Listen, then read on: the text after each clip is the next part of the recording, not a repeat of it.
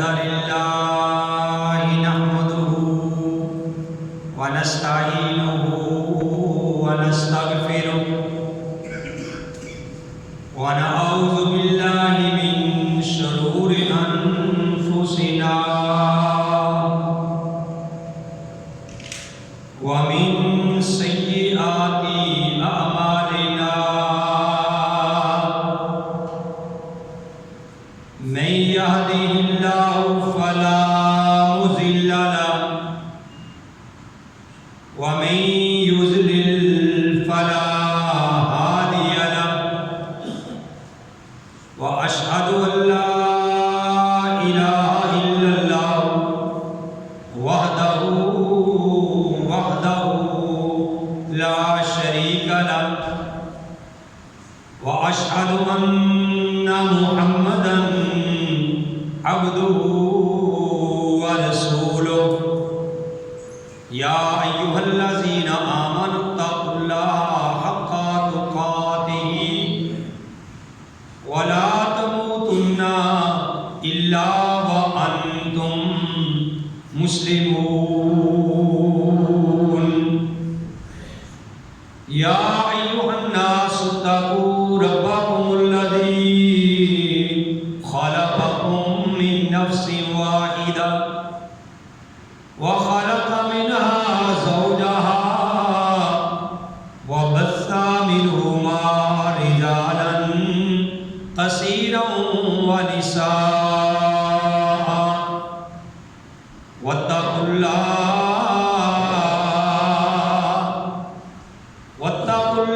الذي تساءلون به والأرحام إن الله كان عليكم رقيبا يا أيها الذين آمنوا اتقوا الله وقولوا قولا سديدا يصلح لكم أعمالكم ويغفر لكم ذنوبكم ومن يطع الله ورسوله فقد فاز فوزا عظيما أما بعد فإن خير الحديث كتاب الله وخير الهدي هدي محمد صلى الله عليه وآله وسلم وشر الأمور محدثاتها وكل محدثة بدعة وكل بدعة ضلالة وكل ضلالة في النار. أعوذ بالله السميع العليم من الشيطان الرجيم. بسم الله الرحمن الرحيم. قال الله تبارك وتعالى في القرآن المجيد والفرقان الحميد. الحمد لله رب العالمين الرحمن الرحیم. تمام تعریفیں اللہ کے لیے ہیں جو ساری کائنات کو پالنے والا ہے، جو سارے جہانوں کو پالنے والا ہے. وہ اللہ بڑا ہی مہربان نہایت رحم کرنے والا ہے. حضرات، حمد و ثنا کے لائق اللہ وحدہ لا شریک کی ذات پاک ہے. وہ اللہ جو ہمیشہ سے ہے اور ہمیشہ رہے گا. وہ پوری کائنات کا خالق، مالک، رازق ہے. وہی داتا ہے، وہی دستگیر ہے. پوری کائنات کو وہی تھامے ہوئے۔ حمد و ثنا کے بعد لاکھوں اور کروڑوں درود و سلام امام الانبیاء، یعنی پوری جتنے بھی اللہ نے انبیاء بھیجے ہیں 1,24,000 سارے انبیاء کے امام وہ کون ہیں؟ محمد الرسول اللہ، امام الانبیاء، امام القبلتین، امام الثقلین، کہ جو جنوں اور انسانوں کے بھی امام ہیں، امام الحرمین، جو مکہ حرم کے بھی مسجد نبوی کے بھی امام ہیں، امام الحرمین، امام القبلتین، امام الثقلین، امام اعظم، مرشد اعظم اور رہبر اعظم، قائد اعظم، آمنہ کے لال، عبداللہ کے در یتیم، ساری کائنات کے سردار محمد رسول اللہ صلی اللہ علیہ وآلہ وسلم کی ذات گرامی میں۔ محترم حضرات، آپ کے علم میں ہے کہ اللہ کی توفیق سے سورہ الفاتحہ اس کی تفسیر ہم نے شروع کی ہوئی۔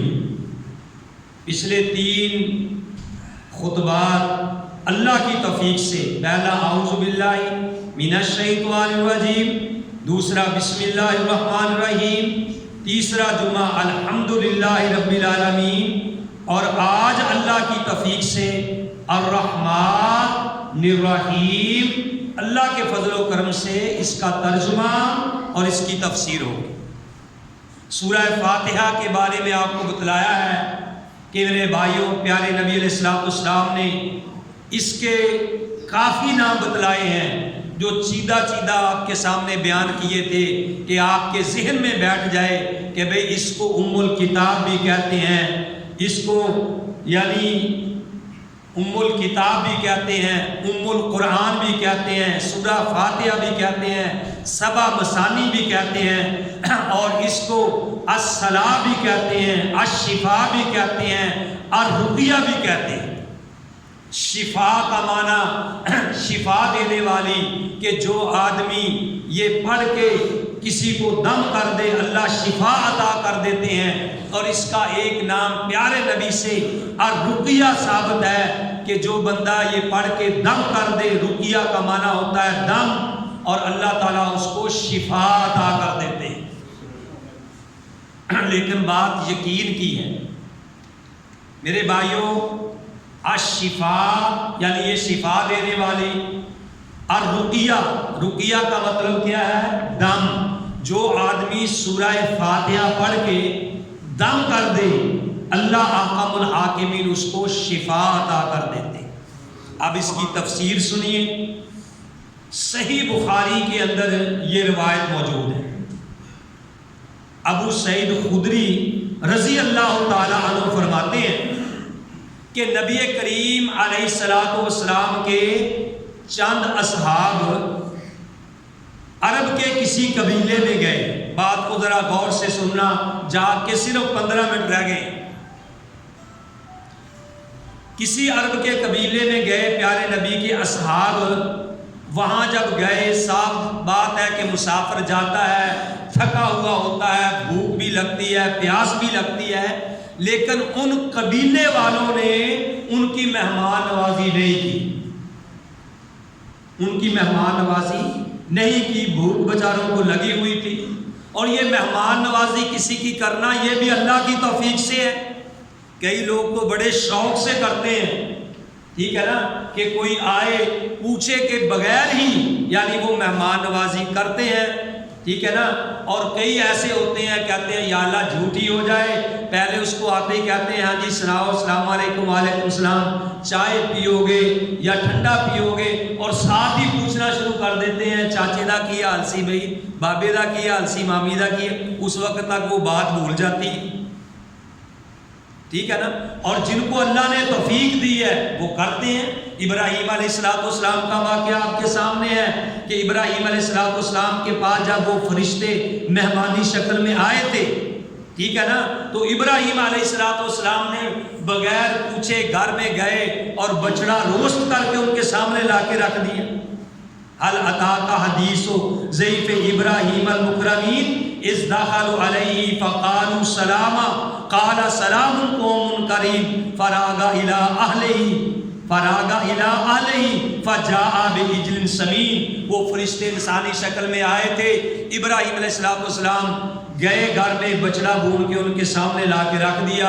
اگرچہ فرشتے جو ہیں وہ کھاتے کچھ نہیں ہیں، ان کو پتہ نہیں تھا، یہ الگ مسئلہ ہے۔ بہرحال یہ میری تفسیر کا حصہ ہے، بتانے کا مقصد کہ ان صحابہ کی انہوں نے مہمان نوازی نہیں کی، تو مہمان نوازی اگر نہیں کی تو اللہ تعالیٰ ثواب بھی بنانے والے ہیں۔ پھر وہ یہاں ٹھہرے تھے جا کے، وہ جس قبیلے میں ٹھہرے تھے اس قبیلے کا جو سردار تھا نا، اس کو کسی بچھو نے ڈس لیا۔ بات ذرا غور سے سننی ہے ابھی، سارے خیالات چھوڑ کے، بچھو نے ڈس لیا۔ اب وہ سردار تھا، اور سرداروں کا پھر علاج بھی بہت ضروری ہوتا ہے، غریب تو بے شک مر جائے دوائی کے بغیر ہی۔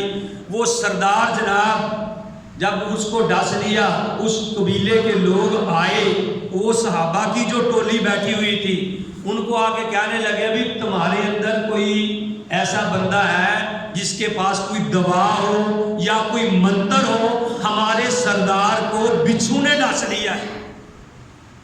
بات غور سے سنو، بچھو نے ڈس لیا ہے۔ اللہ نے سبب بنانا تھا کھانے پینے کا بھائی، وہ کہنے لگے ہاں ہمارے پاس منتر ہے، ہمارے پاس دم ہے، لیکن ہم ایک شرط پہ دم کریں گے، ٹھیک ہے نا، ہم 30 بکریاں لیں گے، 30 بکریاں لیں گے پھر ہم دم کریں گے۔ صحیح بخاری کے اندر انہوں نے کہا ٹھیک ہے، سردار تھا، بکریاں ان کے پاس عام تھی، انہوں نے کہا ٹھیک ہے جی 30 بکریاں لے لینا اور دم کرو ہمارے سردار کو۔ چنانچہ انہوں نے دم کیا، سورۃ فاتحہ پڑھ کے دم کرتے رہے، اللہ تعالیٰ نے اس کو شفا دے دی اور 30 بکریاں ان سے لے لی۔ اب صحابہ اکرام تھے، حلال و حرام کی بھی تمیز تھی، اللہ کا قرآن پڑھتے تھے، ان کو پتہ تھا کہ اللہ قرآن میں کہتے ہیں کہ یا ایھا الذین آمنوا کلوا من الطیبات یا ایھا الناس کلوا من الطیبات، کہ پاکیزہ چیزیں کھاؤ، کوئی مشکوک شک والی چیز نہ کھاؤ۔ جب انہوں نے 30 بکریاں تو لے لی، انہوں نے کہا یار نبی علیہ السلام سے پوچھ لینا چاہیے کیا یہ ہمارے لیے جائز بھی ہے یا نہیں، کہ ہم نے سورۃ فاتحہ پڑھ کے دم کیا ہے، 30 بکریاں لے لی، جائز بھی ہے یا نہیں۔ تو جب نبی کریم صلی اللہ علیہ وسلم کے پاس صحابہ گئے، کہنے لگے کہ یا رسول اللہ صلی اللہ علیہ وآلہ وسلم، ہم نے ایسے کیا ہے، 30 بکریوں پہ ان سے بات ہوئی ہے، دم کیا، اللہ نے شفا دے دی، 30 بکریاں ہم نے لی۔ تو پیارے نبی علیہ السلام نے فرمایا کہ 30 بکریوں میں سے میرا حصہ بھی نکالنا، 30 بکریوں میں سے میرا حصہ بھی نکالنا۔ اور ایک بخاری کی ہی روایت ہے کہ وہ صحابی نبی علیہ السلام کے پاس آئے اور کہنے لگے یا رسول اللہ، ابو سعید خدری نے رضی اللہ تعالیٰ عنہ، انہوں نے دم کیا تو انہوں نے 30 بکریاں لی، کیا قرآن پہ اجرت لینا جائز ہے؟ نبی علیہ السلام سے آ کے سوال کیا تو نبی کریم علیہ السلام نے فرمایا، صحیح حدیث ہے بخاری شریف کی، پیارے نبی علیہ السلام نے اِنَّا اَحَقَّ مَا أَخَذْتُمْ عَلَيْهِ أَجْرًا کتاب اللہ، بے شک سب سے زیادہ حق، سب سے زیادہ بہتر، سب سے زیادہ حق جس چیز پہ اجر لیا جائے، جس چیز کی مزدوری لی جائے، وہ اللہ کا قرآن ہے۔ ہمارے ہاں لوگ تنقید کر دے، دیکھو جی مولوی جمعہ پڑھا دے یا نالے پیسے لیندے یا قرآن سنان دے پیسے لیندے یا، بندے کو یہ اپنا ذریعہ معاش نہیں بنانا چاہیے۔ لیکن میرے بھائیوں اگر وہ قرآن پڑھا کے معاوضہ لیتا ہے تو یہ حدیث سے ثابت ہے، صحیح بخاری کے اندر یہ روایت ہے، مسلم کے اندر یہ روایت ہے، پیارے نبی علیہ الصلوۃ والسلام کی ہمارے لیے زندگی نمونہ ہے۔ لقد کان لکم فی رسول اللہ اسوۃ حسنہ، نبی علیہ الصلوۃ والسلام نے فرمایا کہ ان احق، سب سے زیادہ جو حق ہے، ما اخذتم علیہ اجرا کتاب اللہ، کہ جو تم اجر لیتے ہو، مزدوری لیتے ہو، وہ اللہ کی کتاب ہے۔ اسی لیے پیارے نبی علیہ السلام فرمایا خیرکم من تعلم القرآن وعلمہ، تم میں بہترین بندہ وہ ہے جو قرآن پڑھتا ہے، پڑھاتا ہے، سیکھتا ہے اور سکھاتا ہے۔ یہ پیارے نبی علیہ الصلوۃ والسلام کا فرمان ہے۔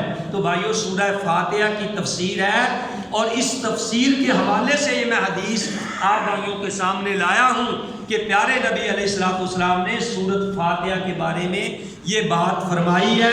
ہمارے ذہن میں بھی یہ بات ہونی چاہیے کہ اگر کوئی بیمار ہو تو سورہ فاتحہ کثرت کے ساتھ پڑھ کے دم کرنا چاہیے۔ یہ نہیں کہ پھونک ماری اور آرام آ گیا، ٹھیک ہے نا، بار بار پڑھو اور یقین کے ساتھ پڑھو، انشاءاللہ رحمان اللہ تعالیٰ ضرور شفا عطا کرے۔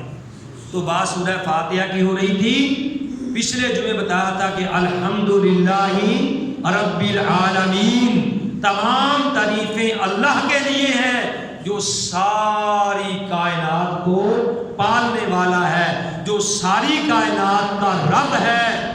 رب کا معنی ہوتا ہے پالنے والا، اور یہ میں تفسیر جو ہماری ترجمے کی کلاس مغرب کے بعد لگتی ہے اس میں یہ تفسیر میں بتا چکا ہوں۔ اکثر اسٹوڈنٹ بیٹھے ہوئے ہیں ماشاءاللہ، ہمارے بابا جی بھی بیٹھے ہوئے ہیں جنہوں نے 15 پارے ترجمے کے ساتھ ایک ایک آیت کر کے پنجابی میں 15 پارے کل مکمل کیے، الحمدللہ۔ اللہ تعالیٰ ان کو اس کے اوپر استقامت فرمائے، توحید کی اللہ صحیح سمجھ عطا فرمائے، سنت کی صحیح سمجھ عطا فرمائے، اور شرک و بدعات سے اللہ محفوظ فرمائے۔ جو بندہ 15 پارے پڑھ کے یا سورۃ فاتحہ پڑھ کے اس کے اندر سے اگر میرے بھائیوں شرک نہ جائے، اگر اس کے اندر سے بدعات نہ جائے، اس آدمی جیسا بدبخت آدمی کوئی نہیں۔ اور جو قرآن پڑھ کے ترجمہ پڑھ کے جس کا سینہ اللہ کی توحید سے کھل جائے، سنت کی سمجھ آئے، اس جیسا خوش قسمت آدمی کوئی نہیں۔ تو بھائیوں میں یہ بتا رہا تھا کہ اللہ نے قرآن میں کہا کہ الحمدللہ رب العالمین، اور میں نے یہ تفسیر میں بتایا تھا کہ رب کا معنی ہے پالنے والا، اور اب ہم باپ کو کہتے ہیں، عربی کے اندر اب کا معنی کیا ہے؟ باپ، ابھی میرا باپ، ہم پنجابی میں اردو میں کہتے ہیں میرے ابو جی آ گئے، ٹھیک ہے نا۔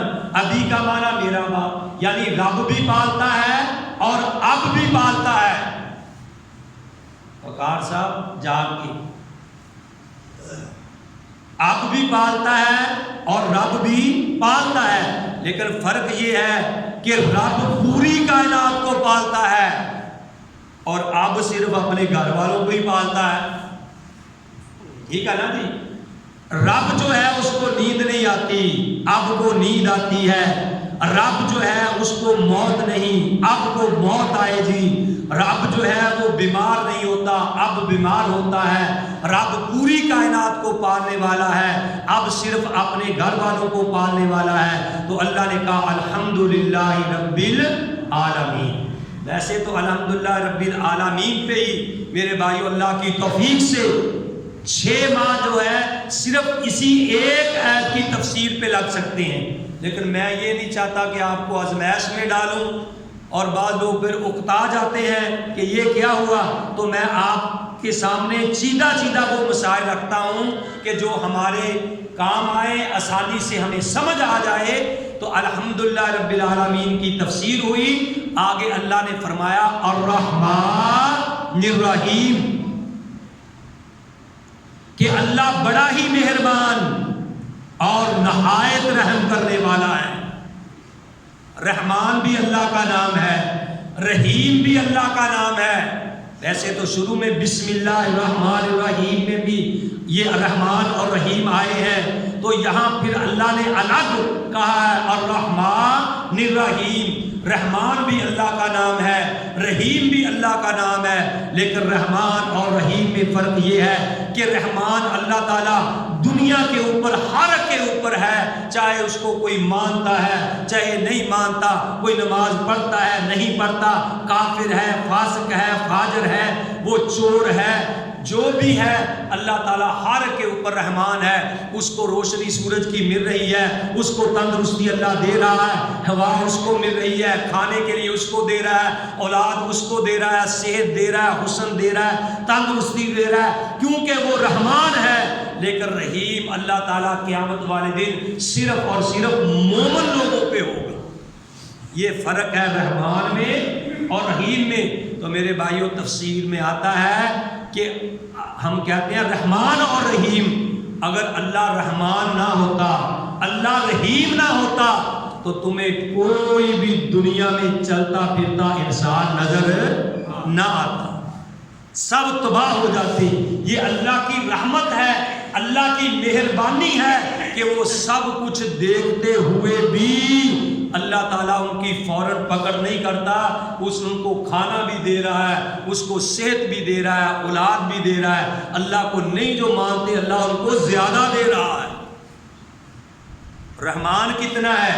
حدیث میں آتا ہے، نبی کریم صلی اللہ علیہ وآلہ وسلم سے یہ بات ثابت ہے، صحیح بخاری کے اندر یہ روایت موجود ہے کہ نبی علیہ السلام نے فرمایا کہ قیامت والے دن ایک بندے کو میں جانتا ہوں جو سب سے آخر میں جنت میں جائے گا اور سب سے آخر میں اس کو جہنم سے نکالا جائے گا۔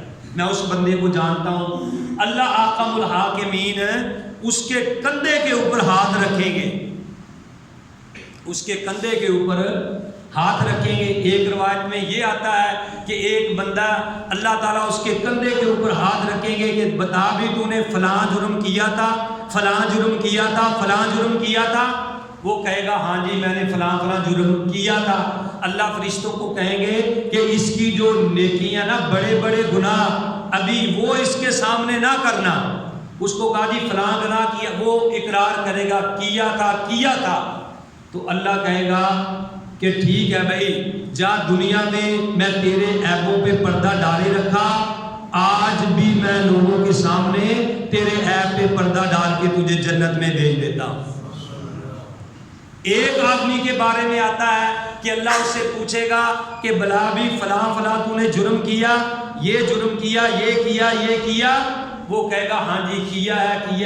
وہ ڈرے گا کہ ابھی تو اور بڑے بڑے جرم ہیں بھائی، وہ اقرار کرتا جائے گا، اخیر پوچھے گا اللہ یہ کیا، وہ آخر میں کہے گا جی کیا ہے۔ اللہ کہے گا فرشتوں کہ اس میرے بندے نے جتنے گناہ کیے ہیں وہ سارے اس کے نیکیوں میں تبدیل کر دو۔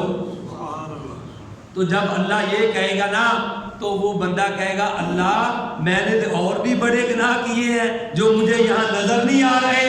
تو راوی بیان کرتے ہیں کہ نبی علیہ السلام نے جب ہمیں یہ حدیث بتائی، جب اس جگہ پہ پہنچے نا کہ وہ کہے گا کہ اللہ میں نے تو اور بھی بڑے بڑے جرم کیے ہیں، تو پیارے نبی علیہ السلام اتنا مسکرائے کہ آپ کی داڑھ مبارکیں جو ہیں وہ بھی نظر آنے لگی اس کی بات سن کے۔